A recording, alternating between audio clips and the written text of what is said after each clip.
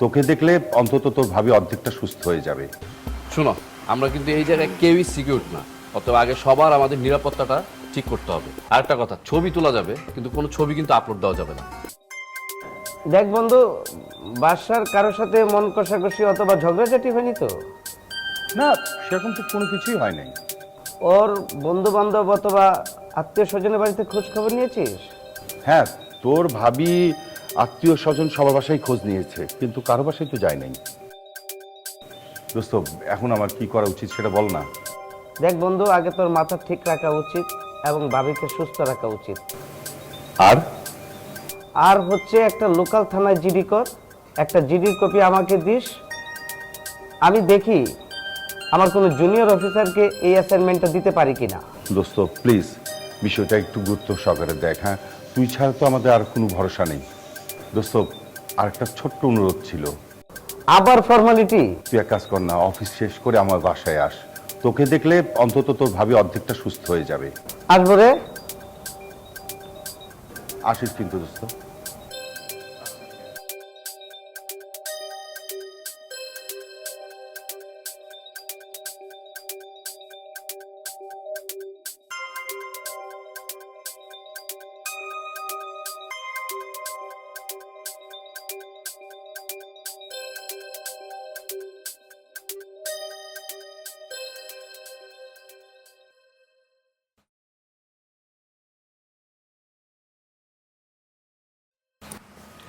শোন, আজকে আমরা যে মিটিংটায় বসছি এটা কিন্তু খুব সিরিয়াস।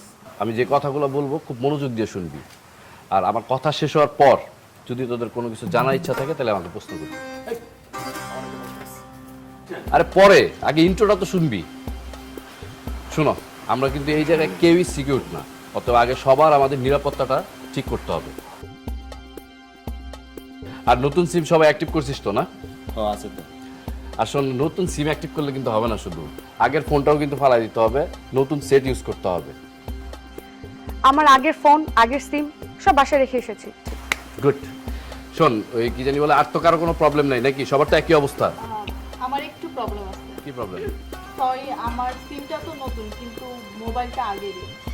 তাহলে এক কাজ কর, তুই এখন থেকে তোর সিমটা ডিএক্টিভ করে রাখ, ঠিক আছে? আর কোনো সমস্যা নেই। আর সবার ফেসবুকটাও ডিএক্টিভ করে রাখ, আমার মনে হয় ভালো হবে। ওকে। আর একটা কথা, ছবি তোলা যাবে কিন্তু কোনো ছবি কিন্তু আপলোড দেওয়া যাবে না। আমার একটা অবজেকশন আছে। বলো, কি বলবা? আমরা সবাই যদি একসাথে ব্ল্যাক আউট হয়ে থাকি তাহলে তাদের অ্যাক্টিভিটি ওয়াচ কিভাবে করব? তাছাড়া আমার মনে হয় না এই মুহূর্তে সোশ্যাল মিডিয়া ছাড়া কোনো বিকল্প আছে। ওয়াজেদ ভাই সে বলছে আমাদের ব্যাপারটা সে দেখবে, সো নো প্রবলেম।